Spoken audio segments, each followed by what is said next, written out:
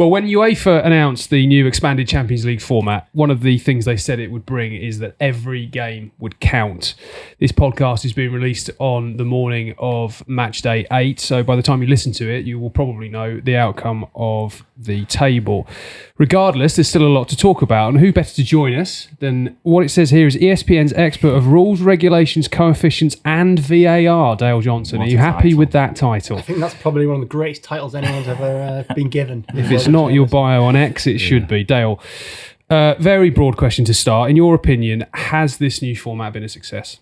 I mean, I think it's early days at the moment before we get to the end of the league phase and also see how the knockout bracket's going to play out and how the seeding works for that. But I think one of the problems we've had is that this has been a really long process to get to any type of jeopardy or situation whereby you can get excited about what a result's going to mean, because the first 4 or 5 rounds of games, they almost felt like exhibition games because no one knew what the league positions meant. No one knew how many points they were really going to need to achieve anything. And even now, we've got to the point in the last day where if you win a game, you can go up 5 places or down 5 places, but there's not really a huge amount of jeopardy other than a couple of clubs. The Europa League is actually much closer in those positions, those cut-off positions for 24th place.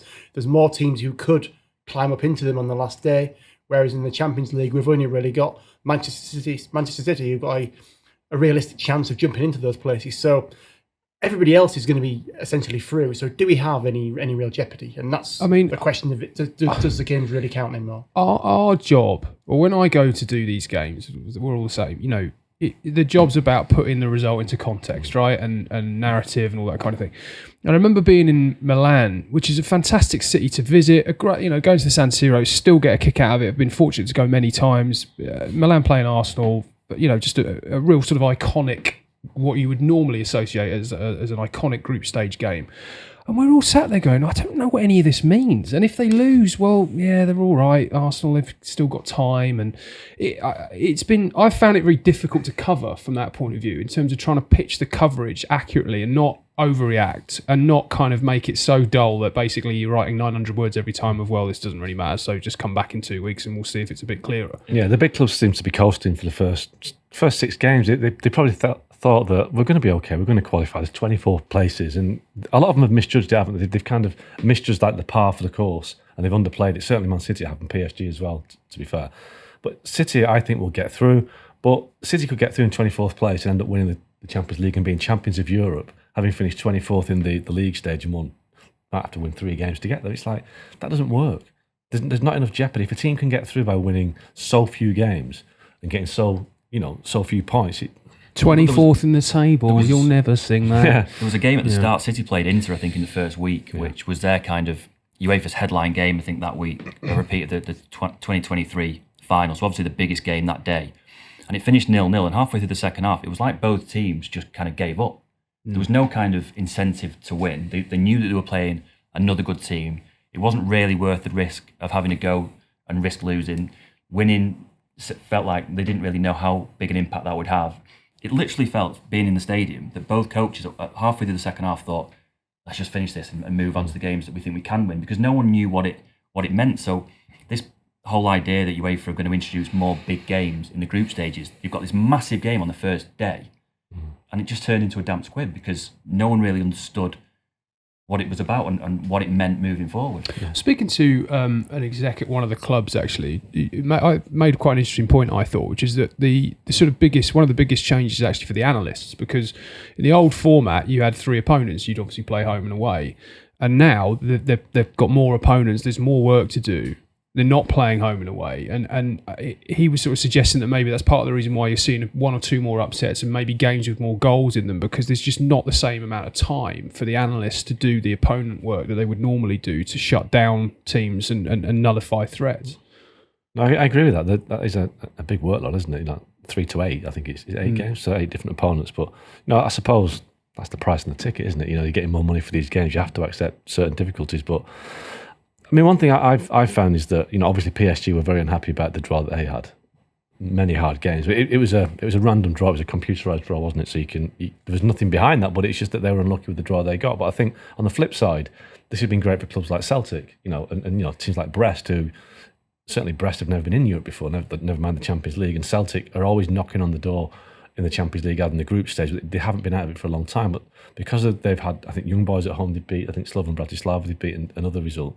They've qualified now for the knockout stage, which is great for Celtic, great for Europe, great for Scottish football. So it gives clubs like that, these big clubs that have lacked the financial resources to compete, it gives them the opportunity to get through, and they've done that. So I think it's been a success for those clubs. It's just the bigger clubs, ironically, the ones that would expect to coast through, that have struggled. I mean, Bayern Munich, Real Madrid, Man City, PSG, they're all going into this last round of games not certain of the top 8 place, never mind not certain of a place at all. Is it, Dale, is it by design that we've ended up in a situation where, we used to say in the old format that 10 points basically would get you through, and just looking at the table before match day 8, 10 points is probably going to get you, well, it will get you through.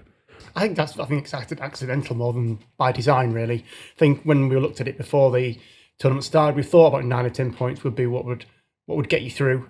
I think that's just coincidental. I think one other interesting point in terms of the format is, do we think that the fact that this is being quite boring make people think again about a European Super League even more? Because if we're going to have one big league table which isn't really very meaningful and there's no real goal behind it, then does that say that if you want to try and make this into the much well, this could be UEFA's grand plan, couldn't it? This is what you wanted. This is how bad it really is. And a couple of years we're going to go back to what you had before because it's much more exciting. But you'd never have 36 teams in a European Super League, would you? Well, you'd have half that. Probably. Yeah, but they'd still be playing the same teams over and over again for what? But as we know, it's not about excitement anymore. But the owners don't care about excitement. They want the money, don't they? And that's the whole point of this format, that more games, more revenue, more everything, less excitement. Yeah.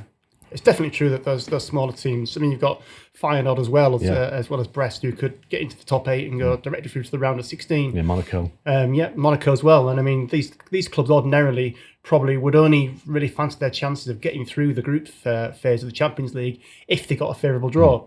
Because normally they wouldn't be in pot 1 or 2, they'd get a really hard draw. So they were really looking to drop down into the Europa League under the old format. So now they've got a real chance. They're definitely through, and they've got a hit to get up to 16 points, which could get them seeded and gets them straight through to the round of 16 and more of the share of that money pot, as well as the chance to go further. So, I mean, I think in that respect, UEFA will that's what one of the things UEFA will point to. They look at the chances we've given to these teams. That's not what it's for, is it? The chance, when normally when they were really expecting the top 8 to be the top 8. UEFA did it to help Brest and Celtic. Yeah, it could also be made or broken by the playoff, the ties in the playoff round, because if they have some massive ties in the playoff round and the last 16, that may make people look at it and think, well, it was all worth it. You've got Real Madrid versus Bayern Munich or something over 2 legs, at perhaps a game that you wouldn't see until the semi-final usually. You get it in February, which would make people, would bring that excitement, wouldn't it, to the draw a little bit. Well, tell us about the draw, Dale. Tell us what happens next and how it's all going to work from here. Yes, there's going to be 2 parts to the draw. There's one this week and one after the knockout playoff round next month. So the one that's going to happen this week will basically see the teams that were in positions 9 through to 24 basically drawn into fixtures in either half of the draw, and that will create the knockout playoff round, and that will be set. So, for instance, you've got 15th, 16th, 17th, and 18th. 15th will play 17th or 18th. 16th will do 2. So they will be drawn, and they'll create a fixture. We won't know where the top 8 are until after the knockout playoff round. So we play the knockout playoff round. That then creates a winner of each tie to go through to the round of 16. And they will have the possibility of playing 2 teams. And the draw next month will draw those 2 teams, those pairs of teams, into each half of the draw. It'll be like a tennis draw, A bit like a tennis draw, yeah. One of the interesting ones is going to be who finishes in those 15, 16, 17, 18th places, because you've got a chance of that being Real Madrid, Juventus, Paris Saint-Germain, Bayern Munich. They're all in those positions, and they will feed through to play first or second in the round of 16, which is Liverpool or Barcelona. To that point, I'm just looking at the table now before the game. Dortmund 14th, Bayern Munich 15th, Real Madrid 16th, Juventus 17th. And that is a heavyweight. So those 4, depending on how they do in Wednesday night's matches, are on a collision course with Liverpool and probably Barcelona in the round of 16. But on that basis, I'm looking at this. So if you finish 24th, you could play the 9th or 10th team. Yeah. So if Man City sneak in, they could play Monaco or Aston Villa. Yeah. So where you finish doesn't actually mean you're going to get a tougher draw, does it? No, not necessarily. But then they feed into first and second in the quarterfinals. So they may get that slightly more favourable tie in the knockout playoffs. Yeah. but then in the quarterfinals, you are going into first and second to play them. So we can stress that there's no national separation. No national separation, so anyone can play anyone. There And could you be can play two a team Premier you played. League You can teams. play the same team that you played in a match day 8. You could play the same team in the playoff. Absolutely, yeah. Yeah. So, I mean, just to bring this to a close, I was going to say, what tweaks could we suggest to the format beyond my suggestion, which is to just go back to what we had before, which is imperfect but better than this. I accept that won't happen. Are there any tweaks we think that could be made to this to improve it for next season? I think I'd like to have seen there being more bigger games on the final day. If you look at the fixture list for Wednesday, there are no marquee games, and UEFA said ahead of this new format that there was going to be loads of marquee games. Now, what they've done is they've made those in weeks 1 to 7, and when you get to week 8, all the marquee teams are playing against so-called lesser teams. So in many respects, they've given them all an extra shot in the case they need it to get a victory on paper. So I think I'd rather there be at least 2 or 3 bigger games on the final day rather than trying to give a bit of an advantage on that front. Well, I think overall it's been successful. I think the knockdown effect as well. The Europa League benefits by the fact there's no Champions League dropouts in it. So if you're Man United or Tottenham, you've got a real chance of winning the Europa League and getting into the Champions League because you're not potentially facing Manchester City dropping in. I just think that's a fairer way to do it, and same with the Conference League. So it keeps the integrity of those competitions and gives those teams a better chance. I think it's definitely a brilliant change to do that. It just seemed unfair that all these teams, these 8 teams, would get a second bite of the cherry, basically, when they'd already wasted their chance by being in a higher competition, and they get to go and muscle in on a lesser competition. So that is definitely an improvement on the process. I suppose in theory they're getting the second bite of the cherry in the same competition, aren't they? Because in the old format, someone like City might have finished third and then They should got be down out. into the Europa League. City should be out by And now. well, they've not won a Champions League game since October the 23rd, and they've still got a chance of qualifying on the last day. So Maybe the change should be just have the top 16, no playoff round, you go straight. So if you finish 24th, you're out. It doesn't really seem right, does it? If you finish 24th, you go through with another chance. Just top 16, bottom 16 go out, top 16 go through. That might be the best way to increase more jeopardy. Well, if you finished 9th and you finished 24th, you've had very different campaigns. Yeah. Yet you've arguably got the same result. Yeah, absolutely. Effectively. Yeah, I mean, that's what I would do. I would say next season, the top 16 go through, the bottom 16 go out, and then that would be a real sense of jeopardy on the big clubs that are struggling.